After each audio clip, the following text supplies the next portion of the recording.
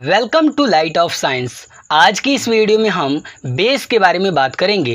Previous video में हमने acid के बारे में समझा था, एसिड क्या होते हैं, एसिड की प्रॉपर्टीज़ के बारे में हमने समझा था और उनके यूजेस के बारे में समझा था। अगर आपने उस वीडियो को नहीं देखा है तो डिस्क्रिप्शन में लिंक है, वहां पर जाकर आप एसिड वाली वीडियो को देख सकते हैं। आज की इस वीडियो में हम बेस के बारे में समझेंगे। बेस क्या होते हैं, इनकी फिजिकल और केमिकल प्रॉपर्टीज़ को समझेंगे। इसके साथ साथ हम बहुत सारी यूजेस के बारे में भी समझेंगे। तो वीडियो को अंत तक जरूर देखें और एक आपसे रिक्वेस्ट है, वीडियो को अपने फ्रेंड्स के साथ जरूर शेयर करें। तो आइए वीडियो को स्टार्ट करते हैं। मेरा नाम अभय गुप्ता और आप देख रहे हैं लाइट ऑफ साइंस। तो सबसे पहले हम बात करते हैं बेस के बारे में। बेस क्या होते हैं? जैसे आप कोई चीज़ अपनी जुबान पे, अपनी जीभ पे कोई चीज़ रखें और आपको कड़वा लगे, बीटर टेस्ट, तो वे बेस होते हैं। बात समझ में आ रही है? मतलब बेस क्या है? तो बेस एक ऐसे केमिकल सब्सटेंस होते हैं जो स्वाद में कड़वे होते हैं, बीटर टेस्ट होता है उनका। जैसे एग्जांपल से समझते हैं, कास्टिक सोडा, वॉशिंग सोडा या तो लाइम को चूना बोलते हैं, ठीक है। तो इनका सॉल्यूशन, जो कास्टिक सोडा का सॉल्यूशन या तो वॉशिंग सोडा सॉल्यूशन या तो चूना का सॉल्यूशन है, ठीक है ना, लाइम सॉल्यूशन, तो इनको आप जब जीभ पे लेंगे तो बहुत कड़वा लगेगा, बहुत बिटर टेस्ट। तो ये क्या है? बेस। तो आपने यहाँ से क्या समझा कि बेस एक ऐसे केमिकल सब्सटेंस होते हैं जो स्वाद में कड़वे होते हैं। बात समझ में आ गई? देखिए, जितने भी बेसेज होते हैं वे रेड लिटमस का कलर को ब्लू लिटमस में कन्वर्ट कर देते हैं। बस दिमाग में अपनी बात को, जो मैं बोल रहा हूँ उसको फिक्स कर लीजिए। बेस, कोई भी बेस है भाई, तो वे क्या करता है? रेड लिटमस की कलर को चेंज करके ब्लू लिटमस में कन्वर्ट कर देता है। Red litmus to blue, red litmus to blue. तो बात समझ में आ गई ना? बेस, ठीक है, बेस, ये बेस करता है। देखिए, बेस जो होता है वे एसिड का ठीक अपोजिट होता है। मतलब देखें तो एसिड में बताएं, एसिड स्वाद में खट्टे होते हैं, तो बेस में देख रहे हैं कि बिटर टेस्ट होता है। ऐसे जब हम इनकी प्रॉपर्टी को पढ़ेंगे, अब एसिड के बारे में अगर आपने नहीं देखा है तो जाकर डिस्क्रिप्शन में लिंक है, वहाँ पे आप देख लीजिए, ठीक है। तो जब आप एसिड और बेस के बारे में पढ़ेंगे तो ये दोनों एक ऐसे केमिकल सब्सटेंस है जो एक दूसरे के अपोजिट है। इनकी प्रॉपर्टीज एक दूसरे से काफ़ी अपोजिट है, ठीक है। बात समझ में आ रही है? ठीक है। देखिए, बेस क्या होते हैं? तो बेस एक ऐसे केमिकल सब्सटेंस होते हैं जो एसिड को न्यूट्रलाइज करते हैं। आपको बताया था हमने प्रीवियस वीडियो में, न्यूट्रलाइजेशन रिएक्शन क्या होता है, न्यूट्रलाइजेशन का मतलब बताया था, ठीक है। तो बेस क्या होते हैं? तो बेस एक ऐसे केमिकल सब्सटेंस होते हैं जो एसिड को न्यूट्रलाइज कर देते हैं, ठीक है। बात समझ में आ गई? देखिए, जितने भी मेटल के ऑक्साइड होते हैं या मेटल के हाइड्रोक्साइड होते हैं वे सब बेस होते हैं। याद रखिएगा, मेटल ऑक्साइड हो या तो मेटल हाइड्रोक्साइड हो, ठीक है, सब क्या होते हैं? बेस होते हैं। जैसे सोडियम ऑक्साइड, इसका फार्मूला है Na2O, ठीक है। ये क्या है? मेटल ऑक्साइड है ना, सोडियम मेटल है, ऑक्साइड है ही, तो मेटल ऑक्साइड है, इसका मतलब ये क्या है भाई? बेस है। सोडियम हाइड्रोक्साइड, इसका फार्मूला होता है NaOH, ठीक है, तो ये मेटल हाइड्रोक्साइड है, तो ये भी क्या हो गया भाई? बेस हो गया। तो हमारे दिमाग में ये बात छप गया कि मेटल ऑक्साइड हो या मेटल हाइड्रोक्साइड हो, ये सब क्या होते हैं? बेस होते हैं। जैसे कैल्शियम ऑक्साइड, जिसे हम लोग लाइम बोलते हैं, इसका फार्मूला CaO होता है, ठीक है। या तो कैल्शियम हाइड्रोक्साइड हो, इसका फार्मूला होता है Ca ब्रैकेट में OH का होल ट्वाइस, ठीक है। तो ये सब क्या होते हैं? बेस होते हैं। तो दिमाग में एक चीज छप गया हमारे कि मेटल ऑक्साइड हो या मेटल हाइड्रोक्साइड हो, ये सब क्या होते हैं? बेस होते हैं। बात समझ में आ गई? लेकिन एमोनियम हाइड्रोक्साइड, जिसका फार्मूला होता है NH4OH, आप ध्यान से अगर इस फार्मूले में देखें तो कोई मेटल है ही नहीं। इसका मतलब यहाँ पे मेटल हाइड्रोक्साइड नहीं है, तो मतलब आप क्या कहेंगे? ये बेस नहीं है। नहीं, बेस है। एमोनियम हाइड्रोक्साइड बेस होते हैं, भले ही ये मेटल हाइड्रोक्साइड नहीं है। बात समझ आ गई? तो कहने का मतलब ये हुआ कि एमोनियम हाइड्रोक्साइड एक एक्सेप्शन है। आप इसको याद रखिएगा कि एमोनियम हाइड्रोक्साइड क्या होते हैं? बेस होते हैं। क्लियर हो गया? देखिए, मेटल कार्बोनेट या तो मेटल हाइड्रोजन कार्बोनेट, इनको भी जो है कि बेस माना जाता है। क्यों माना जाता है? क्योंकि जब ये एसिड के साथ रिएक्शन करते हैं तो भी उसको न्यूट्रलाइज कर देते हैं। जैसे सोडियम कार्बोनेट, इसका फार्मूला होता है Na2CO3, इनके बारे में आगे हम पढ़ेंगे, ठीक है। कैल्शियम कार्बोनेट CaCO3, ये सब क्या होते हैं? तो ये बेस होते हैं। जैसे सोडियम हाइड्रोजन कार्बोनेट NaHCO3, ये भी क्या होते हैं? बेस होते हैं। तो कहने का मतलब क्या हुआ? मेटल कार्बोनेट हो या मेटल हाइड्रोजन कार्बोनेट हो, ये सब भी बेस के रूप में काम करते हैं। इनका नेचर बेसिक होता है, क्योंकि ये जब एसिड के साथ मिलते हैं तो उन्हें न्यूट्रलाइज कर देते हैं। बात समझ में आ गई? तो चलिए अब हम जानते हैं एल्कली के बारे में। अल्कली किसे कहते हैं? एल्कली की अगर हम बात करते हैं तो एल्कली एक ऐसे बेस होते हैं जो वाटर में डिजॉल्व हो जाते हैं बिना कोई केमिकल रिएक्शन के। मेरी बात को ध्यान से सुनिएगा। मतलब ये हुआ कि ऐसे बेस जो वाटर में बिना कोई केमिकल रिएक्शन के डिजॉल्व हो जाते हैं उसे एल्कली कहते हैं। तो जो बेस वाटर में डिजॉल्व हो जाते हैं बिना कोई केमिकल रिएक्शन के, वे एल्कली कहलाते हैं। जैसे example, sodium hydroxide, potassium hydroxide, calcium hydroxide, ammonium hydroxide, magnesium hydroxide, बहुत सारे हैं। आप इनका फार्मूला भी याद रखिएगा। सोडियम हाइड्रोक्साइड का फार्मूला होता है NaOH, पोटेशियम हाइड्रोक्साइड का फार्मूला होता है KOH, कैल्शियम हाइड्रोक्साइड का CaOH का होल ट्वाइस, एमोनियम हाइड्रोक्साइड का होता है NH4OH, मैग्नीशियम हाइड्रोक्साइड का होता है MgOH का होल ट्वाइस। अब जो मैं बताने जा रहा हूँ थोड़ा ध्यान से सुनिएगा। देखिए, हम एल्कली को सॉल्युबल बेस भी कह सकते हैं, क्योंकि वाटर में सॉल्युबल होते हैं। तो सॉल्युबल बेस का बहुत यूज होता है, कंपैरिजन करें अगर इनसॉल्युबल बेस से। बात समझ में आ रही है? मतलब सॉल्युबल बेस का बहुत सारा यूज है इनसॉल्युबल बेस के कंपेयर में, ठीक है। क्यों भाई? तो इसलिए क्योंकि अधिकतर जो केमिकल रिएक्शन होते हैं वे केवल एक्वास सॉल्यूशन में होते हैं, एक्वास सॉल्यूशन, वाटर वाले सॉल्यूशन में। बात समझ में आ गई? तो ये बातें हैं एल्कली के बारे में। चलिए तो हम अगला पढ़ते हैं कि सभी जितने भी बेस होते हैं उनमें कॉमन क्या है। जैसे हमने देखा था प्रीवियस वीडियो में, सभी जितने भी एसिड होते हैं उनमें कॉमन क्या है, तो बताया था हाइड्रोनियम आयन है, H+ आयन है। तो आइए इसमें देखते हैं कि क्या कॉमन है। चलिए तो अब हम समझते हैं कि सभी बेसेज में कॉमन क्या है। देखिए, जब बेस को वाटर में डिजॉल्व करते हैं तो हाइड्रोक्साइड आयन प्रोड्यूस होता है। बात समझ में आ गई? देखिए, जब भी बेस को वाटर में डिजॉल्व करेंगे तो हाइड्रोक्साइड आयन प्रोड्यूस होता है, OH- आयन प्रोड्यूस होता है। हाइड्रोक्साइड आयन को OH- आयन से इंडिकेट करते हैं, ठीक है। इसका मतलब क्या हुआ कि बेस एक ऐसे सबस्टांस होते हैं जो वाटर में डिजॉल्व होते हैं तो हाइड्रोक्साइड आयन सॉल्यूशन में प्रोड्यूस करते हैं।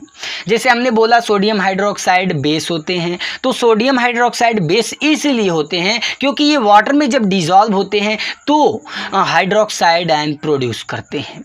इसका रिएक्शन अगर देखें तो NaOH जब वाटर में डिजॉल्व होगा तो Na+ और OH- में टूट जाएगा। तो यहाँ पे जो OH- है ये हाइड्रोक्साइड आयन है। तो हमने ये समझा ये कि जब बेस वाटर में डिजॉल्व होते हैं तो हाइड्रोक्साइड आयन प्रोड्यूस करते हैं। बात समझ में आ रही है? उसी तरह पोटेशियम हाइड्रोक्साइड KOH, तो आप रिएक्शन देख सकते हैं, KOH है तो जैसे ही वाटर में डिजॉल्व हुआ तो K+ OH- में टूट गया। बात समझ में आ रही है? उसी तरह MgOH का होल ट्वाइस, इसे क्या बोलते हैं भाई? Magnesium hydroxide. जब वाटर में डिजॉल्व होता है तो ये क्या होता है? ये भी OH- मतलब हाइड्रोक्साइड आयन प्रोड्यूस करता है। तो हमने क्या देखा कि बेस क्या कर रहा है, तो बेस जो है वाटर में जब डिजॉल्व होते हैं तो हाइड्रोक्साइड आयन प्रोड्यूस करते हैं, कोई भी बेस हो। तो इसका मतलब ये हुआ कि सारे बेस, जितने भी बेस होते हैं, या तो बोले एल्कली, तो सारे बेस या एल्कली में एक कॉमन प्रॉपर्टी है कि वे जब वाटर में डिजॉल्व होते हैं तो हाइड्रोक्साइड आयन प्रोड्यूस करते हैं। बात समझ में आ गई? तो याद रखिएगा, जैसे हमने प्रीवियस वीडियो में बताया था एसिड में कि H+ आयन प्रोड्यूस करता है जब एसिड वाटर में डिजॉल्व होते हैं तो, ठीक है। देखिए, अब जो मैं बताने जा रहा हूँ इसे नोट कर लें। देखिए, जैसे जब बेस, कोई बेसिक सॉल्यूशन है, ठीक है, बेस का सॉल्यूशन है, जब उसमें हम उसको डाइल्यूट करते हैं वाटर डाल के, ठीक है, हमने बताया था प्रीवियस वीडियो में कि जब हम क्या करेंगे भाई, डाइल्यूट करते हैं तो क्या करते हैं, वाटर को मिक्स करते हैं बेस के साथ या तो एसिड के साथ डाइल्यूशन के समय। तो जब ज़्यादा पानी डालकर हम बेस को डाइल्यूट करते हैं उस समय क्या होता है, उस समय ये होता है कि पर यूनिट वॉल्यूम जो हाइड्रोक्साइड आयन मतलब कि OH- का कंसंट्रेशन होता है वे कम होने लगता है। बात समझ में आ रही है? तो इसका मतलब आप याद रखिएगा कि बेस का, जैसे कोई बेसिक सॉल्यूशन है, जब उसको डाइल्यूट करते हैं उसमें वाटर मिक्स करते हैं तो क्या होता है, पर यूनिट वॉल्यूम जो हाइड्रोक्साइड आयन है उसका कंसंट्रेशन कम होता रहता है, डिक्रीज करता है। बात समझ में आ गई? नोट कर लेंगे। चलिए अब हम आते हैं टाइप्स ऑफ बेसेज पे। बेस कितने प्रकार के होते हैं? तो देखिए, बेस दो प्रकार के होते हैं, एक होता है स्ट्रॉन्ग बेस और दूसरा होता है वीक बेस। तो आइए दोनों का हम समझते हैं, स्ट्रॉन्ग बेस क्या होते हैं और वीक बेस क्या होते हैं। अब हम बात करते हैं स्ट्रॉन्ग बेस के बारे में। स्ट्रॉन्ग बेस किसे कहते हैं? देखिए, ऐसे बेस जो वाटर में कंप्लीटली आयोनाइज हो जाते हैं और लार्ज अमाउंट में हाइड्रोक्साइड आयन प्रोड्यूस करते हैं, तो वैसे बेस को कहते हैं स्ट्रॉन्ग बेस।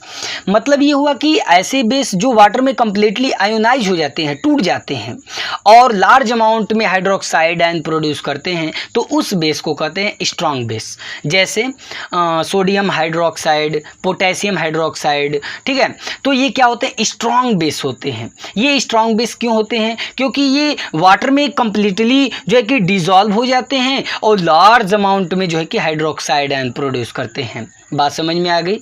उसी तरह अगर हम बात करें वीक बेस की, तो वीक बेस एक ऐसे बेस होते हैं जो पार्शियली आयोनाइज होते हैं, मतलब पूरी तरह से आयोनाइज नहीं होते हैं वाटर में, जो कि पार्शियली होते हैं, थोड़े होते हैं और लार्ज अमाउंट में नहीं बल्कि स्मॉल अमाउंट में हाइड्रोक्साइड आयन प्रोड्यूस करते हैं। तो ऐसे बेस जो वाटर में पार्शियली आयोनाइज होते हैं और स्मॉल अमाउंट में हाइड्रोक्साइड आयन प्रोड्यूस करते हैं उसे कहते हैं वीक बेस। बात समझ में आ गई? एग्जाम्पल जैसे कि एमोनियम हाइड्रोक्साइड, फार्मूला आपको बता ही दिए हैं, कैल्शियम हाइड्रोक्साइड, मैग्नीशियम हाइड्रोक्साइड, ये वीक बेस होते हैं। वीक बेस इसलिए होते हैं क्योंकि ये वाटर में पार्शियली डिसॉल्व होते हैं और जो है कि ये स्मॉल अमाउंट में हाइड्रोक्साइड आयन प्रोड्यूस करते हैं।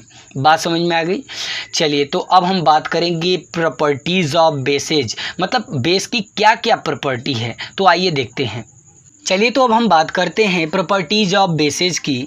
तो सबसे पहला प्रॉपर्टी है बेस का कि बेस जो होते हैं वे बिटर टेस्ट उनका होता है। बात समझ में आ रही है? हमने बताया भी है कि बेस जो होते हैं स्वाद में कड़वे होते हैं, ये पहली प्रॉपर्टी हो गई, bases have bitter taste. Second है बेसेज जो होते हैं ना वे, उनको जब आप छुएंगे तो सॉपी, जैसे साबुन को छूने पे मुलायम लगता है ना, उसी प्रकार मतलब bases feel soapy to touch, मतलब जब आप उसको छुएंगे तो वे साबुन की तरह मुलायम लगेगा। बात समझ में आ रही है?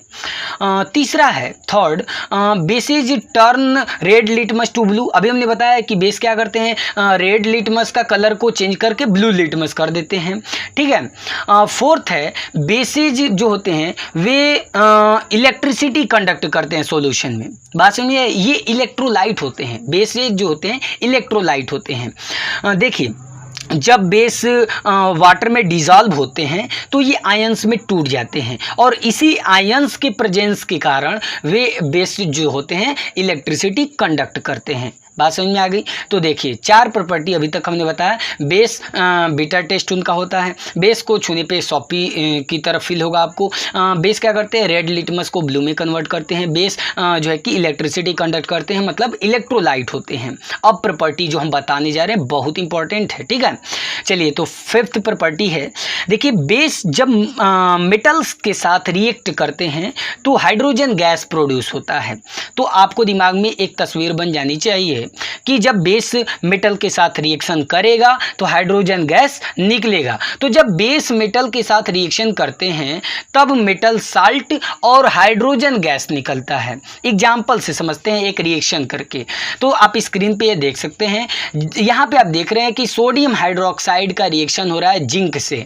तो जैसे ही रिएक्शन हुआ सोडियम हाइड्रोक्साइड का जिंक से, हीट किए तो क्या बना भाई, सोडियम जिंकेट और बना हाइड्रोजन गैस। हाइड्रोजन गैस बाहर निकल गया और ये सोडियम जिंकेट आप देख सकते हैं यहाँ पे साल्ट के रूप में मिल गया, मेटल साल्ट है। ठीक है, तो आपने यहाँ से समझ लिया कि बेस जब मेटल के साथ रिएक्शन करता है तो हाइड्रोजन गैस निकलता है। बात समझ में आ गई। लेकिन जितने भी सभी मेटल्स ऐसे नहीं होते हैं, सभी मेटल्स बेस के साथ रिएक्शन करके साल्ट और हाइड्रोजन गैस नहीं बनाते, ये याद रखिएगा। All the metals do not react with base to form salt and hydrogen gas. ठीक है, सभी मेटल ऐसे नहीं होते हैं कि बेस से रिएक्शन करके साल्ट और हाइड्रोजन गैस ही बना देंगे। ठीक है, चलिए सिक्स प्रॉपर्टी को समझते हैं।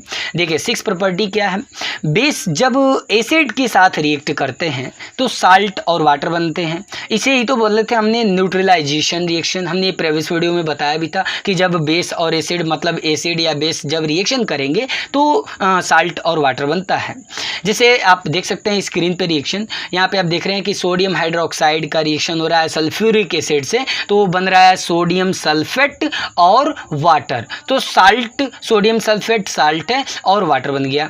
तो इसका मतलब समझे कि बेस और एसिड जब रिएक्शन करते हैं तो बनता है साल्ट प्लस वाटर। बात समझ में आ गई। हाँ, उसी तरह H प्लस आप ये रिएक्शन देख सकते हैं, H plus OH minus. H plus का मतलब आप समझ रहे हैं ना, यहाँ पे हाइड्रोजन आयन है और OH माइनस क्या है, हाइड्रोक्साइड आयन है। H प्लस किस में होता है, एसिड में, और OH माइनस किस में होता है, बेस में। तो देख रहे हैं ना, एसिड और बेस दोनों रिएक्शन किए। कौन सा रिएक्शन इसे कहते हैं, न्यूट्रलाइजेशन रिएक्शन कहते हैं। और रिएक्शन करके क्या बनेगा भाई, H2O वाटर बनेगा।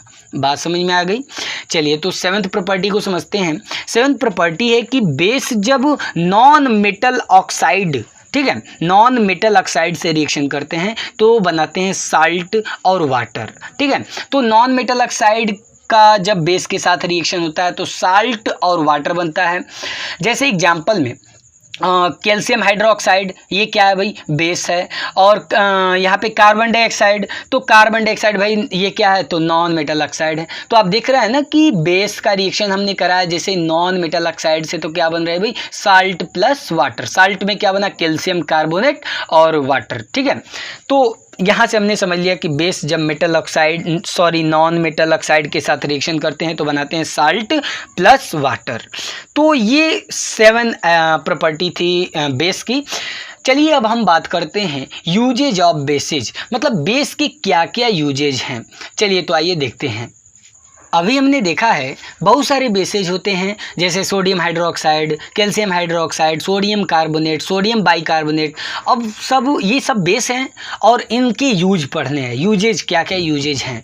तो सबसे पहले हम बात कर लेते हैं सोडियम हाइड्रोक्साइड की। देखिए सोडियम हाइड्रोक्साइड का साबुन बनाने में इस्तेमाल किया जाता है, पेपर बनाने में इस्तेमाल किया जाता है, और सिंथेटिक फाइबर जिसे रेयान बोलते हैं तो उसको बनाने के लिए भी सोडियम हाइड्रोक्साइड यूज किया जाता है। ठीक है, कैल्शियम हाइड्रोक्साइड की अगर हम बात करें तो कैल्शियम हाइड्रोक्साइड का यूज किया जाता है ब्लीचिंग पाउडर बनाने में। आगे हम इसके बारे में बहुत अच्छे से पूरा एक अलग वीडियो बनाकर समझेंगे। ब्लीचिंग पाउडर बनाने में कैल्शियम हाइड्रोक्साइड का यूज किया जाता है। अगर हम बात करें सोडियम कार्बोनेट की तो सोडियम कार्बोनेट का यूज किया जाता है वॉशिंग सोडा बनाने में और हार्ड वाटर को सॉफ्ट करने में। ठीक है, तो ये हो गया सोडियम कार्बोनेट का। सोडियम बाइकार्बोनेट का इस्तेमाल किया जाता है खाना बनाने वाले जो बेकिंग सोडा होता है तो बेकिंग सोडा के रूप में, बेकिंग पाउडर बनाने में इस्तेमाल किया जाता है। एंटा एसिड जो आपको प्रीवियस वीडियो में हमने थोड़ा सा बताया भी था, एंटा एसिड किस रूप में इस्तेमाल किया जाता है जब इनडाइजेशन होता है तो इनडाइजेशन को क्योर करने के लिए, इलाज करने के लिए जो कि एंटा एसिड लिया जाता है। तो एंटा एसिड को बनाने के लिए सोडियम हाइड्रोजन कार्बोनेट का इस्तेमाल किया जाता है। और साथ ही साथ सोडा एसिड फायर एक्सटिंग्यूजर बनाने के लिए भी सोडियम हाइड्रोजन कार्बोनेट का इस्तेमाल इस्तेमाल किया जाता है। तो उम्मीद करते हैं आपको समझ में आ गया होगा कि बेस क्या होते हैं, बेस की properties, physical property, chemical property और इसके यूजेज क्या क्या हैं, आपको अच्छी तरह से समझ में आ गया होगा। अगर आपको वीडियो पसंद आया तो इसे लाइक ज़रूर करें और अपने फ्रेंड्स के साथ वीडियो को ज़्यादा से ज़्यादा शेयर करें। अपने वीडियो को डाउनलोड करके अपने फेसबुक पे, इंस्टाग्राम पे, हर जगह वीडियो को शेयर करें। और हमसे जुड़े रहने के लिए चैनल को सब्सक्राइब करके बेल आइकन को ज़रूर प्रेस कीजिएगा ताकि आने वाली वीडियो को नोटिफिकेशन आपको मिल सके। तो अगली वीडियो मिलते हैं, धन्यवाद।